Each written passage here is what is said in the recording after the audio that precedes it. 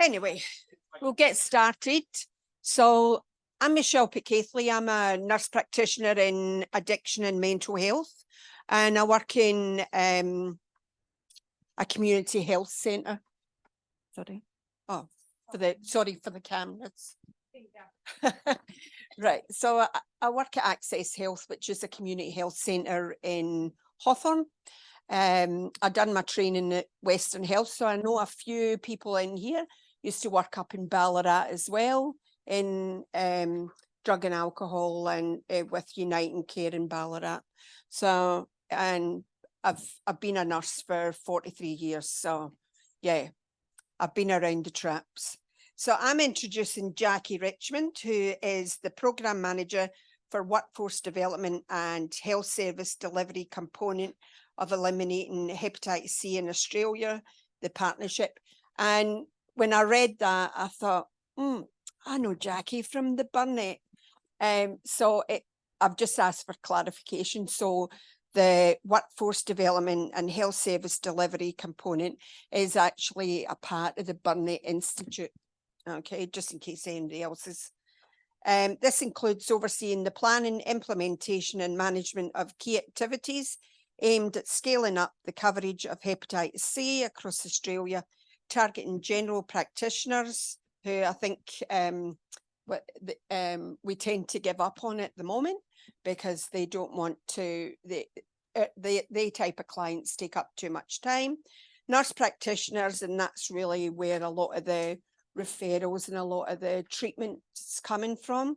Nurses and community health workers and people like yourselves in non-residential withdrawal areas, and referring them on, and also highlighting it through the emergency departments as well. And Jacqui's got a broad focus of her work is building the capacity of the health workforce to test, treat and manage the elimination by 2025. 30. Oh my God, don't give me an extra 5 years. So I'll introduce Jacqui, and she's talking on setting up a nurse-led model of care. Thank you very much, Michelle. Yeah, Julia's going to have to turn down the volume. Thank you very much for this opportunity to speak to you today. I guess what wasn't in my bio is I am a nurse. I identify as a nurse, and my whole worldview is about nursing. I've been on a long and complicated journey with clinical nursing. I left clinical nursing pretty early in my career because patients drove me a little bit crazy. And I thought to myself, you know what? This is not making me happy. But my whole worldview is about nursing. So when James asked me, we were having some email conversations, and I said, look, my whole gig is about nurse-led models of care, particularly in hepatitis. And that's the only way we're going to reach elimination here in Australia. So I stand here before you as a nurse who's a very proud and paid and passionate nurse, and hope to convince you through talking about nurse-led models of care that you all have a role also in hepatitis C elimination, because I just do it by stealth when you're not watching, because it's not meant to be a talk about hep C, but I don't really know anything else about anything except hepatitis C. This is a big mural. I was at the Burnett this morning and it struck me, we are on level 3, and this is this huge, big wall mural. And it reminds me every day that I am very fortunate to when I'm at the Burnett, which is just around the corner. I'm on the lands of the Boonwurrung people. But at the moment, I'd like to acknowledge the lands of the Wurundjeri people of the Kulin Nation and pay my respects to elders past and present. We are definitely shifting our approach within our EC Australia program. We are focusing unreservedly on people who inject drugs and Aboriginal and Torres Strait Islander people, because Aboriginal and Torres Strait Islander people experience hepatitis C and hepatitis C risk much higher than non-Indigenous people. So I pay my respects to them. These are my disclosures. And when James asked me to talk about nurse-led models of care, I thought, my gosh, how do you set up a nurse-led model of care? I've been doing it for the last 20 odd years of my career. But how would you tell somebody else to do it? And I think intrinsically, we often just do these things, and we're offering service, whether it's a formal process or formal framework that we followed. But there are some frameworks, and we will look at that. I'm just interested, is anybody working in a nurse-led model of care? Fabulous, a couple. Anybody wanting to set up a nurse-led model of care? Well, this could be a short talk then. Never mind. We'll talk about Hep C, because that's always a good gap filler. So anyway, hopefully you'll be convinced by the end that actually, you know what? I could do this. And there are lots of different ways that I could develop some autonomy in my practice, work within my scope, and deliver care that is holistic and person-centered for my patients. So when we're talking about a model of care, it's just a way of, these are the definitions that have come out of New South Wales. So outlines best practice, service for a person or a population or a patient cohort. So it's very important to define who it is that you're delivering that care to, and why, and how is it different from the normal care. Goodness, there's things everywhere, aren't there? I've just realised there are screens all around me. So a nurse-led model of care. So I go to APNA, so the Australian Primary Care Nurses Association. And I worked with APNA a couple of years ago now, probably 7 or 8 years ago, when they were developing a career framework for primary care nurses. And part of that, the simultaneous project, was a nurse-led model of care.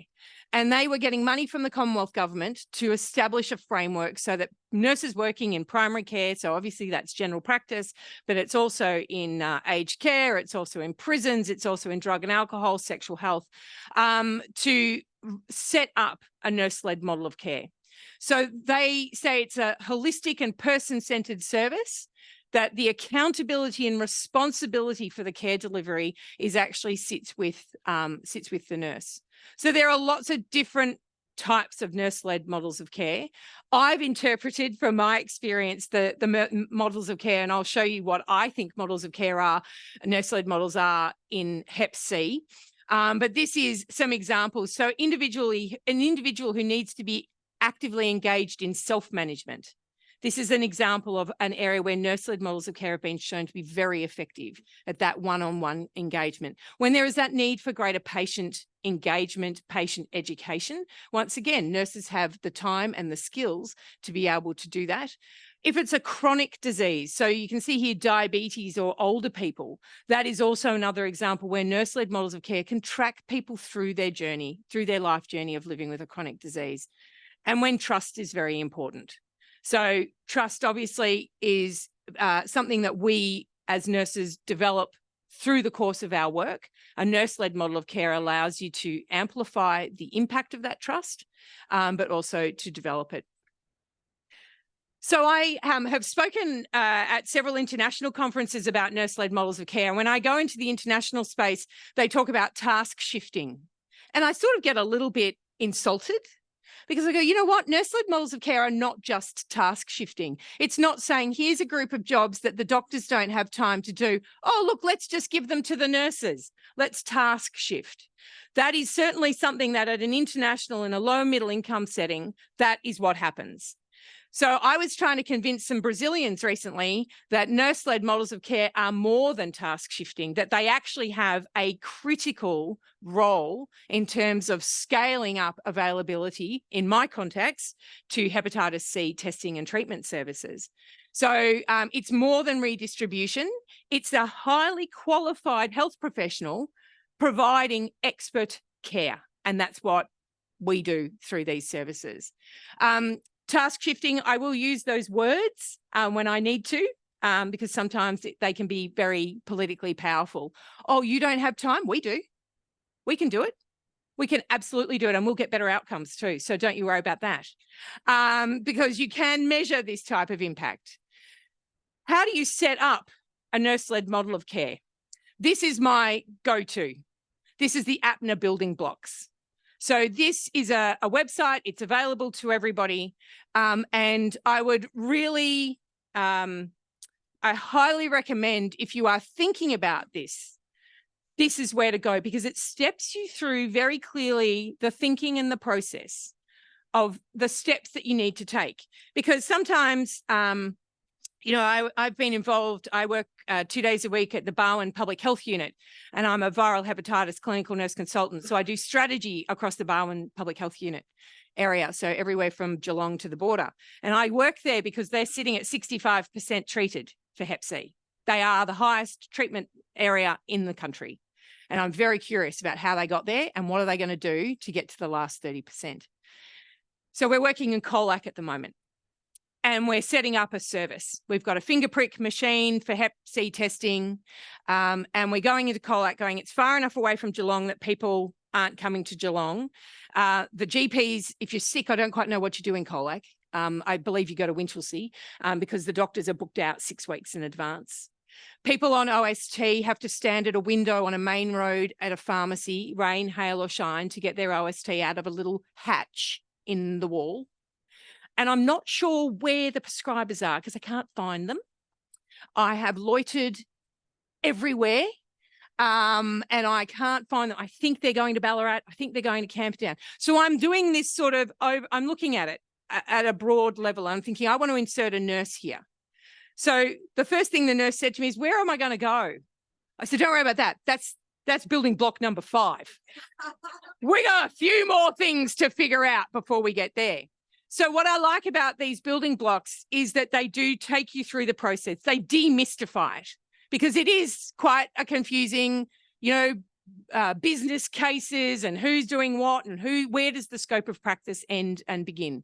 So thinking about a clear plan, why do you want that nurse-led model of care? What is the need that's not being met? Funding is always an issue. We're funded in our roles. Many of us do activity-based funding. So it's about making sure that your activity can be captured if you are in an activity-based funding arrangement. If you are not, is this something that you can argue through a business case is something that you should be doing anyway? The location and the facilities, building block number 3, not number 5. Where? And as we know, there's no space. Turns out there's a lot of space in Colac. We had lots of different buildings, but we had to go with the one that was most available to the clients. There's heaps of them in the hospital, but there's no way our clients are going into the hospital. We don't want to put them in that situation. We want to make sure that it's in a very safe space, that it's outside of a sort of health facility. So the where, the when of the clinic, and then the staffing, the HR, making sure that you're bringing people on board, that you're not doing this in a silo, you're not doing this by yourself, that you're talking to others and you're modeling your model of care on what has been done previously. Obviously, you're going to do best practice. You're going to practice according to the guidelines. And I think that's really important to embed that and say that from the very beginning. You know what? I'm not making this stuff up. I'm looking at the same hymn sheet that you are. We're all singing the same song. So I am using the same rules. Obviously, patient engagement, this is what you all do. This is your bread and butter. How do we make sure that we listen to the patient? If I was to run a service, where would you like me to do this? Often you'll hear after hours, and after hours is very complicated, which is when you need to go back and talk to HR and to management, because that's, obviously lots of different complexities around that. But what does the patient want? Where do they want you to be? How do you make sure that it's embedded in the work that the organisation does, that you have that buy-in, that you get the support? So you can see all of these things, and then evaluation. I am going to talk about evaluation. I'm not a numbers person. I'm known at Burnett. They make fun of me all the time because I don't like teams and I can't really work it. And I don't really like numbers, but I've learnt to like numbers. I've learnt that there is power in evaluation, and so much nursing activity goes unevaluated and therefore is silent. I give a talk regularly about an invisibility cloak that nursing is sitting under, an invisibility cloak, because we aren't visible, because nobody can see us. We're not in the literature. We're not presenting at conferences. We're not able to be seen. And so we have to find ways to make sure that our story is being told. So I am going to operationalize this, if you like, through the only thing I know, and that is hepatitis C. I do know a bit about hepatitis B as well, and I've set up nurse-led models of care in Hep B, but I thought Hep C would be more relevant to you. So the role of the hepatology nurse, it's been evolving over the last 30 years. I started working in hepatitis 25 years ago, and back then I used to teach people how to inject themselves with interferon. Don't know if anybody remembers that. 3 times a week, a 13% response rate. They didn't feel sick when they came to the clinic, but gee whiz, they felt sick once we gave them the treatment. Over the time, this has evolved. So we then started doing hepatitis B, chronic illness, no cure. Now we've got this tsunami of liver disease coming our way. So we have fatty liver disease, which is caused by called a whole range of different names. So sometimes alcohol related, sometimes not alcohol related. That can lead then to advanced liver disease, and the nurse has an absolutely critical role in the management of advanced liver disease. Some amazing work that's been done to show that if you get a nurse involved in a nurse-led model of care with people who have end-stage liver disease, they've got ascites, they've got encephalopathy, they've got all these things going on, you can influence their longevity. You can actually influence the number of times they present to emergency departments, i.e. you reduce it. So absolutely incredible. Hepatocellular carcinoma, so liver cancer. Unfortunately, this is still happening in our cohort of patients, and the nurse is absolutely critical in terms of coordinating all of this. So while I still have some colleagues that work in hospitals, most of my colleagues are out in the community. You are maybe bumping into them. They're probably wanting to be your best friends because they know that you have the relationship with many of the people that we are trying to access. And they don't need that relationship if they have you. You are the one who is trusted by the client, and you are the one who potentially can have that conversation about hepatitis C. So their roles are changing to be around capacity development as well. So they're working in all of these services: AOD, mental health, NSPs, homelessness, Aboriginal and Torres Strait Islander services, custodial, so that we've got an amazing prison service here in Australia, in Victoria, run out of St Vincent's. We offer Hep C treatment all through a nurse-led model of care. The doctors don't see the patients, they're on the end of a phone or a Zoom. And then we've also now got, finally, we're getting into community corrections and delivering care. We're not allowed in community corrections. There are rules around that. So we've got a bus and we're parked 10 metres, 10.1 metre from the front door because we're not allowed within 10 metres of the site. So we're there and they are testing, but we're not really. We've been to Werribee, or they're in Werribee at the moment. They've been to St Albans, they've been to Dandenong. They are testing people who have never been tested for hepatitis C before, and they have been injecting drugs for a very long time. This is a cohort that has not been in contact with the health system. Migrant services, and obviously primary care. So we do a lot in community health and general practice. However, I'm a little bit over GPs at the moment. I've been trying for 25 years to convince them to come on the Hep C journey with me. I'm like, we've got a cure. Come over here. You can cure things. And then a couple of them dribble over and they go, yeah, that's pretty cool, actually. Yeah, I just cured somebody of a chronic disease. I said, well, the drugs actually cured somebody of the chronic disease. But yeah, that whatever works for you. And then they wander off again. I'm like, okay, fine. You don't want to be my friend. I've got plenty of others. Don't worry about that. Nurse practitioners is my priority because they're people working with marginalised communities. They are a one-stop shop and they're holistic. So it's a nurse-led model of care. So this Eliminate Hep C Australia is, very briefly, it was philanthropically funded, $13 million back in 2019 by the Paul Ramsay Foundation. I managed, as Michelle said, the workforce development component. So we gave out $5 million across the country. We funded everything from nurse-led models of care through to incentive programs, peers, workforce development, audit projects, everything. And it all kicked off in the second week of March 2020. So they were good times. I had a grade 1 on the floor trying to do maths. I had a grade 3 asking me about long division. And then I had people in Northern Territory saying, Jacqui, how are we going to do this if we're not allowed to leave the house? And I'm like, right, yeah, that's really... So good times for all. repeatedly, we did a bit of a consultation. We spoke to everybody. Thank God we did, because then it all turned into Zoom relationships after that. And all I kept hearing, we just need a nurse. If we just had a nurse, we could do this. If we just a nurse, can we just have a nurse? And I kept thinking to myself, my goodness, nurses don't grow on trees. And highly skilled nurses with the right attitude, because not every nurse can do this work, as you very well know. I've seen the catastrophe of when a nurse that shouldn't do this job does this job, and it's not good for anybody. They are not easy to find, but everyone's like, I just want a nurse. So I'm going to tell you some stories about the nurse-led model of care that was set up in Tasmania that has subsequently been funded for 7 years through to 2030, because there was data to support how effective that position was. And an amazing nurse-led model that worked in partnership with a peer. And that was in the Northern Territory in Darwin, where they don't have Hep C. So that's good for them.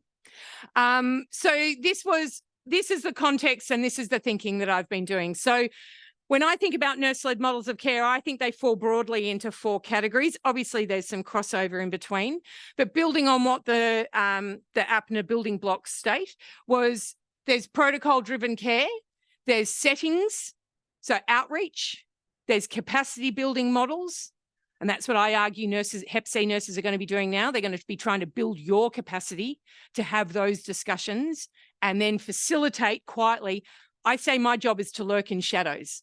I'm never seen. If I'm seen, unlike days like today, I'm not doing my job right, because I lurk behind people and I encourage them where to go. So I'm very manipulative, and I had nurses working under bridges, in parks. The poor one in Tasmania, she did work, I did go down and see it. She was actually in a cupboard. I don't think you'd even call it a cupboard. And she was offering Hep C care in an NSP. The NSP worker actually had to leave the cupboard because they couldn't both be in there at the same time with the client. So I'm running horrendously out of time, so I'm not going to go through this, but I'm very happy for people to have these slides if this is useful. So protocol-driven care, work to your scope of practice, come to an arrangement with the clinical people that you're working with about how far they will allow you to go. So we have nurses in Victoria who've come to an arrangement with infectious diseases doctors, gastroenterologists, sexual health, primary care physicians who can order certain pathology, interpret certain pathology, order things to a certain point. And that is an arrangement that you come to. I'm reluctant to actually formalise it, because I think the lawyers will get involved and I think it will just get all a bit messy. But this is a very, very effective way that we run care through Hep C, so that there are patients that have never seen a doctor for their hepatitis C, and yet now they're cured, and they would not know that a doctor hasn't been directly involved. The doctor wrote the script after the nurse told them what to write. But, you know, they've done all the assessment and all the management. This is, another example. So just the prison is a really good example where they've actually documented this protocol-driven care. I'm going to go on beyond this.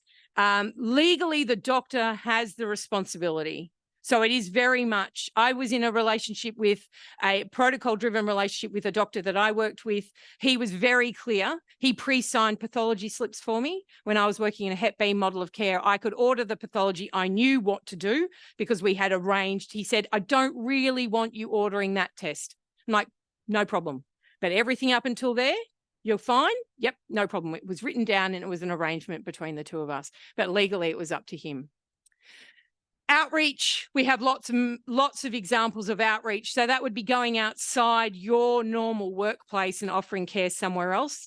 So we've got examples of an integrated Hep C nurse offering care in a homeless service, in mental health, community mental health, working with a nurse practitioner within a community mental health setting. Once again, so that was sort of a capacity building system as well as an outreach. And this is what we have, 12 integrated Hep C nurses who are here to support you and build your capacity and be there at the end of the phone. So this is the outreach work that was done in Tasmania. So we have this obsession at the moment in Hep C. Everybody wants a van. I say you don't need a van, you need a mobile mindset. In Norway, thank you, in Norway, they have nurses called nurses on wheels. It's like, that's fantastic. Do you actually have wheels? And they said, yes, we have a bus called Diana. I was like, okay, but you don't need it. She goes, no, sometimes we take our bikes out. We had a fibre scan on one side. And I was like, oh my God, don't say a point of care machine on the and a point of care machine on the other. And we just put them in, we drive around and wear this mobile. So it's about having a mobile mindset. I don't know every day, any day, I don't know where I'm going to park my car. And I love the exhilaration of that, although I did email James last night and said, where am I going to park my car in Docklands? But I know that I have colleagues that go to the same park and they park in the same place. And that's great, good for them. They've got that security. I couldn't bear it. So not knowing where you're going to be, going to where the people are. We've got situations now where we've got nurses in NSPs here in Victoria and they haven't tested anybody positive for months. Like, good, you're done. Move on. Get going. Next place. Move to the next suburb. Oh, no, but there must, if you've done 50 tests in 2 months and everybody's negative and you know the name of everybody's dog, it's time to go.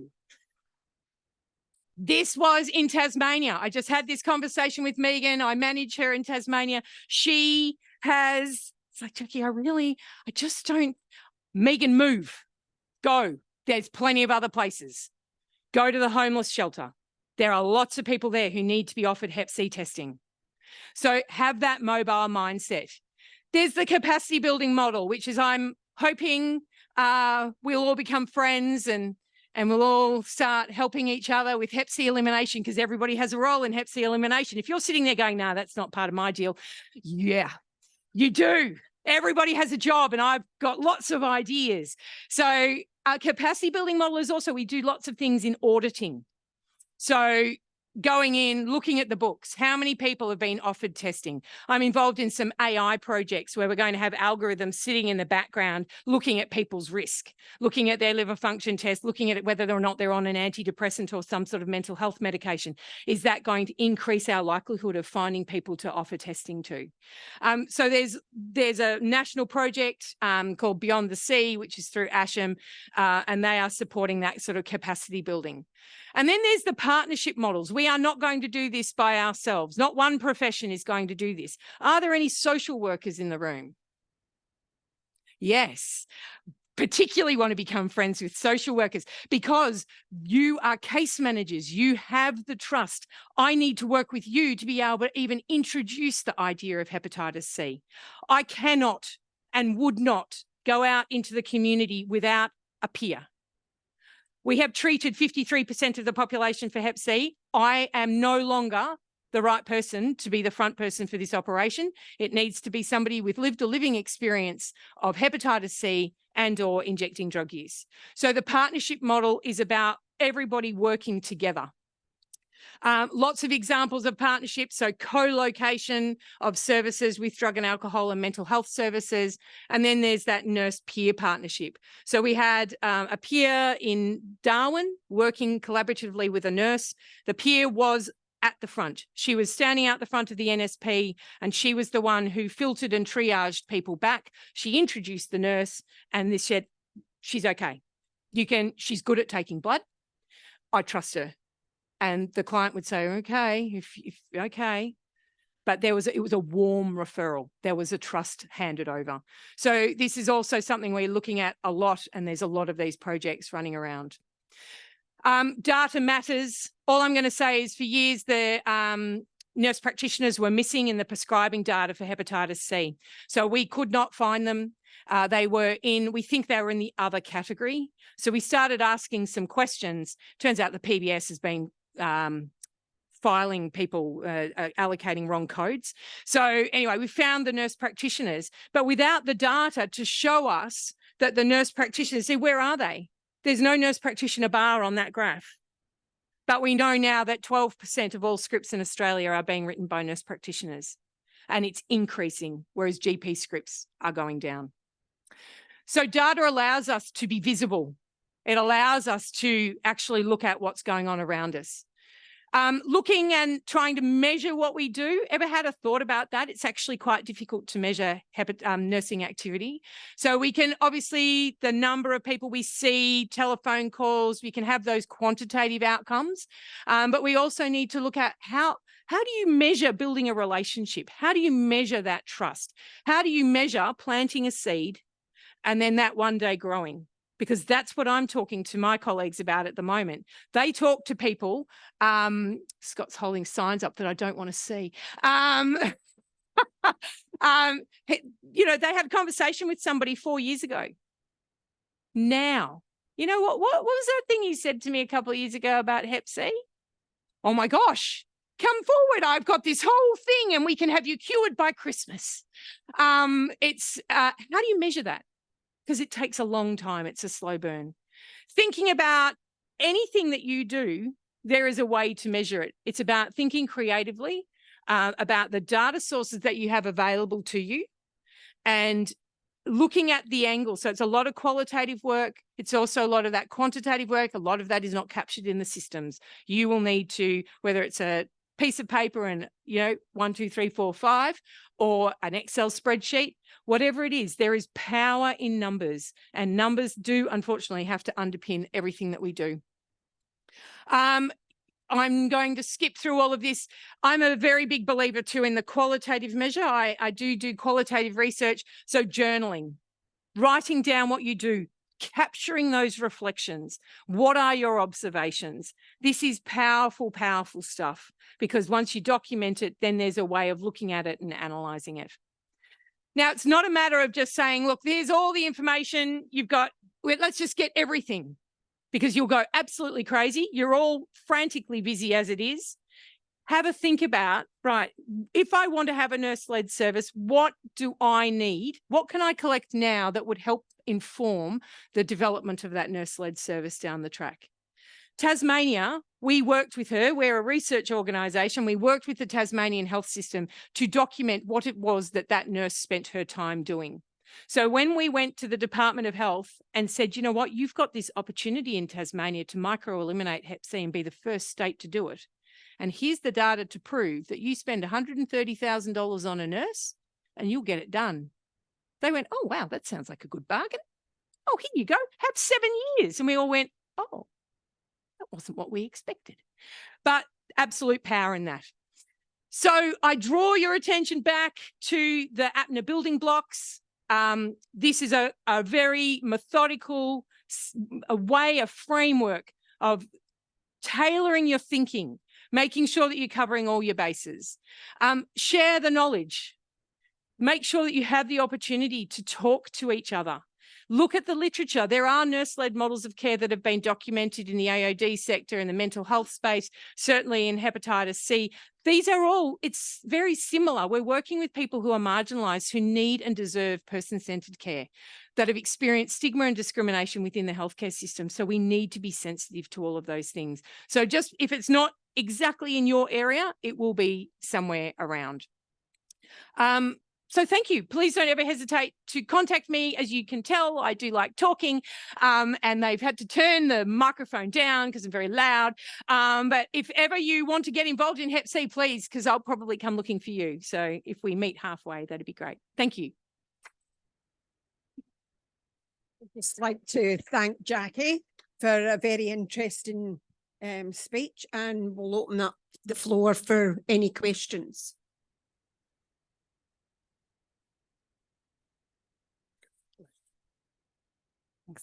Hi, my name is Dervla. I work in the MSIR where we offer Hep C testing and treatment.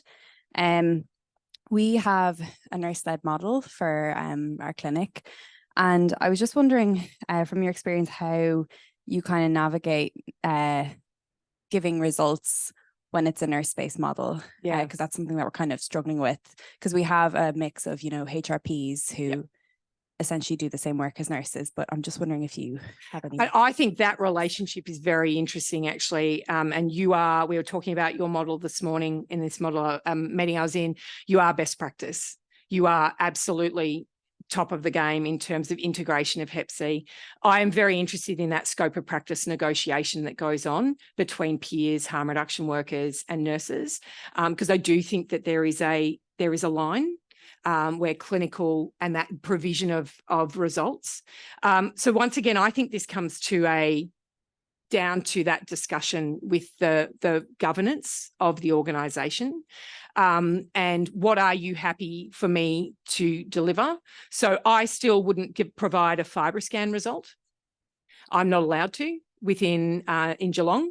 So the FibroScan, I perform the FibroScan, but I'm not allowed to deliver the result, which I find very hard because I pretty much wear my heart on my sleeve. So you can pretty much tell what's going on in my head, but I have to be very, very careful because it's been assessed that that is still something that we want to be medically led. So frustrating as it is, I respect that system. Interpretation of results is probably not something that a lot of our nurses are doing. They do, of course, in a nurse practitioner-led model of care. So also, but then I know there are others who've negotiated, a positive and a negative. Yeah, that's obviously well within my scope. I've run the point of care machine. I can interpret a PCR. I can look at those sort of things.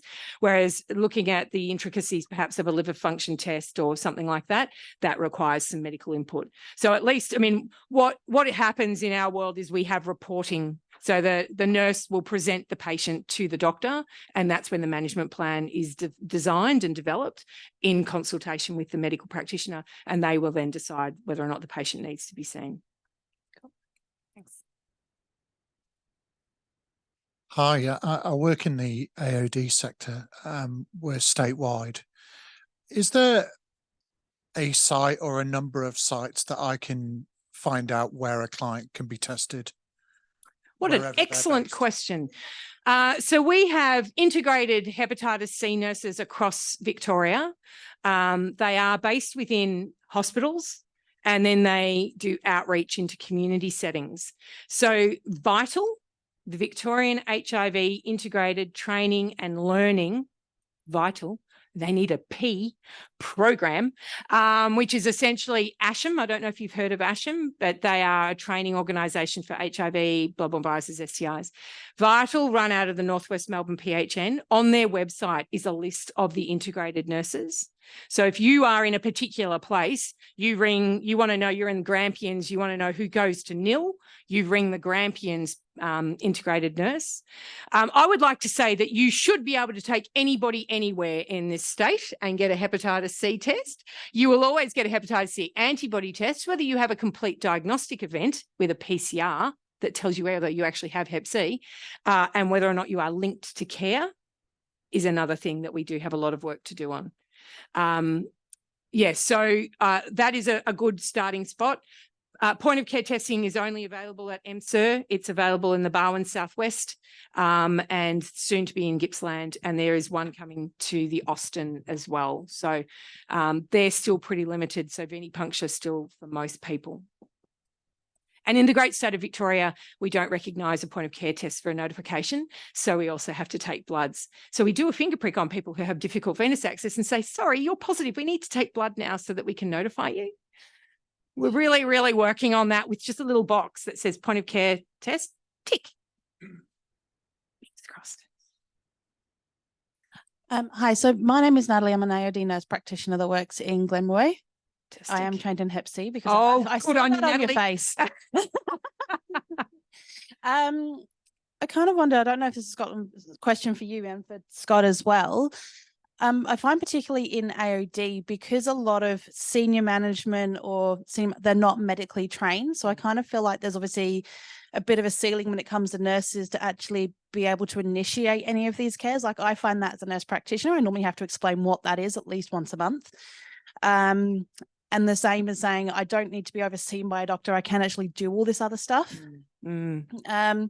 So it's more, are there any plans to kind of address that? Because I know obviously that's a good system, but obviously if management is blocking it, then Absolutely. And we were talking about this. We talk about this regularly, that we think alcohol and other drugs as outsiders to that world are your clinicians. But absolutely, I've learned that no, there are non-clinical and there are clinical. I think it's a matter, I believe very strongly in the power of the individual and the champion. Is there anybody in your organisation who can see the power of what you can do, the money you can save for the organisation, and the high quality of care that you can deliver? And then I think it's about finding those people. Now, maybe it's not even somebody within your own organisation. Maybe it's somebody in a similar organisation that you could ask for mentorship. We've certainly been through this numerous times. You can imagine working in a specialist tertiary environment where there are, I was going to do nurse practitioner, and then somebody said to me, one of my gastroenterology colleagues, why would you want to be a registrar? I said, that's what you think a nurse practitioner is. It's not a registrar. It's a nurse offering a different type of care and a different model of care. This is a very, very important issue. And I guess it's about raising it in forums like this, talking to colleagues who perhaps have been in similar situations, going to the nurse practitioner forums that are across specialties, and asking exactly these questions. If you're not in a supportive environment, how do I work to my scope of practice?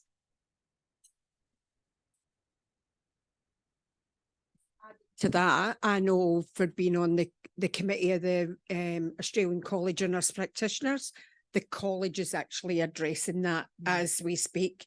And we've had numerous consults with Matt Butler about the exact same thing. I would say you're in a very positive political environment at the moment. Now is the time to start raising these issues. Use your voice, be loud. Lena had a comment in the chat here. I love the passion and the idea of nurse-led roles. I believe on most occasions we already do this in NRW, but how is this achieved without philanthropic funding? Our roles are so government funded and expectation driven. To step outside this without government funding feels so difficult. Where do we even start? Such an excellent comment, question, statement, and I don't profess to have the answers there, but I have to believe, Lena, that this is it's about starting the journey and starting to document. Write it down. Write down what you do. Use those building blocks. Retrofit them because you're already doing it. Government do see the power of nurse-led models of care, but it's a systems change, isn't it? And how do you change a system when you're feeling powerless within that system? You're so busy doing your work day to day that you don't have time to necessarily sit up and watch. So once again, it's finding champions, and it's identifying people who can help you and bring people together who are like-minded. But definitely don't take for granted that by just documenting what you do is incredibly important and a very, very important first step. Okay, I'm sure everybody wants to have lunch on time and get on with the day. So thanks again, Jacqui, for a very interesting conversation and presentation. So we'll wrap up now and we'll return from lunch at 12:40 if we can be back here, and then everybody can get their trains and get away at the end of the day on time. And after lunch, we'll be having a very interesting talk from Zeph. When you get bumped and trip into the keyhole, the toxicology of ketamine. Sorry, try to get my tongue around that. Okay, so we'll see you back at 12:40. Right.